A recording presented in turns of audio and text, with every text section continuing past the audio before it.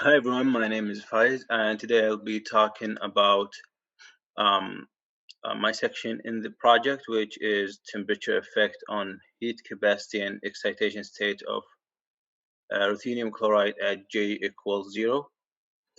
I'll be talking briefly about a brief introduction, move my talk to methods, results, and conclusion.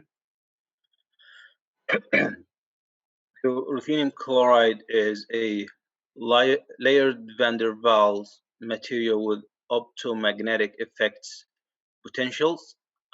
It has a small cleavage of energy, and each ruthenium atom is covalently bonded to 3 atoms of a chloride, and the spatial orientation is laying and stacking on a corner of honeycomb lattice.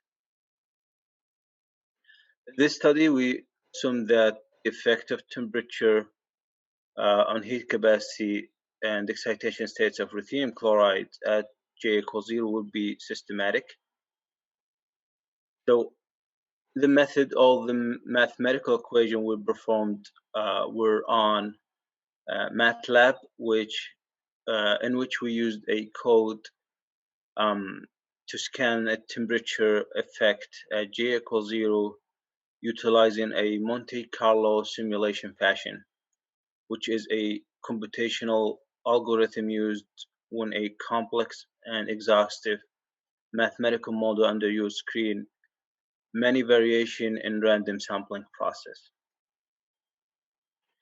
So generally what we found is that um, um, scan of temperature showed consistency with the Coriolis law. When we applied external magnetic field and manipulate the value of the magnetic field B while fixing the constant um,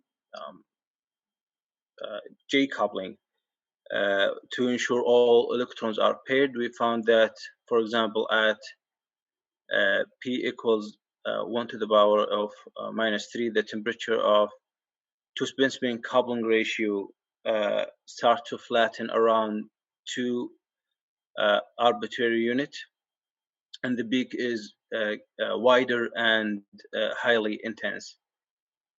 In comparison to a thousand-fold larger B value, the peak is lower in intensity, and T to J ratio starts to flatten around 1.5 arbitrary units. That could be an indication that all the paired electrons are not releasing entropy, or either it can release entropy in a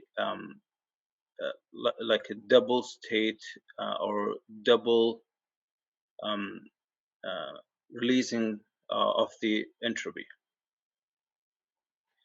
So we conclude that it is clear that heat capacity of ruthenium chloride is dependent on temperature and magnetization, which is backed and proved by experiments in the literature. And wider peaks can be generated by employing smaller B values, and opposed to that, sharper peaks can be generated from larger B values. And that's all what I have. Okay, Chris, join me in thanking Faiz Al-Ghani.